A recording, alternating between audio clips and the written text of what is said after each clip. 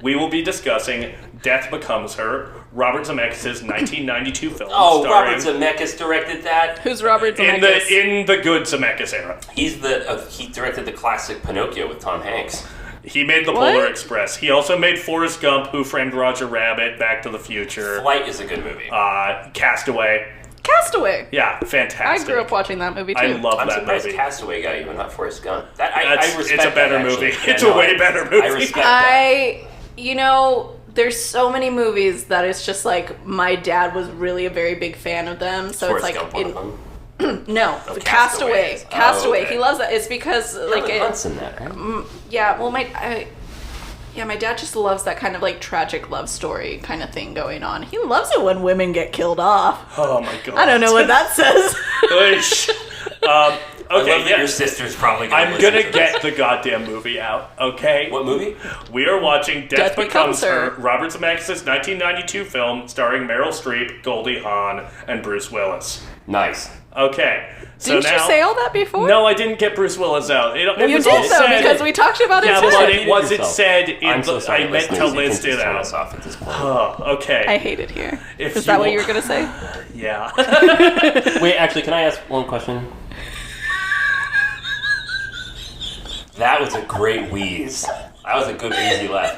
If, hypothetically, one were to try to find us on social media, where would they go? Where would they go to find us? You can find us on Instagram and Twitter. What's our handle? FilmMajorsPod. If you want to shoot us an email to make a suggestion of something you'd like us to talk about. Question. Has anyone actually sent us an email yet? Not yet. Can you start doing that, listeners? Please email us. We love interacting with our fan. Send us hate mail. Yeah. Actually, No, that really might be do. better Send for us Mick. threats. He kind of likes things like I that. am you a know? bit of a masochist. Also, I Yeah. am always supportive of Film Major's fan fiction. If anyone is kind of fantasizing about us or anything like that, go ahead and send us in your writings. We I'm love original horrified. writing. What are you talking about? You love it. I This don't is know fan if I fiction. want my own fan insert, which, maybe this speaks to this. Let's be done with this. Yeah, anyways, our email is filmmajorspod@gmail.com. And, you will Email hear us for from fan fiction. Oh my god, you will fucking hear from us next Friday. Oh, okay, wait. I have one thing to say. Motherfucker! If you send fan fiction, it can only be about Mick and Zach. Yes. I like that. Mick is gonna write it? I can. That is not fan fiction! That is friend fiction! That's friend fiction. Oh my god. just- Oh Plug in yeah, your actually phrase. it's not fan fiction because I'm not a fan. You don't like either of us. Okay, well, right. I'm gonna go and fucking slit my wrists in the bathtub. Later.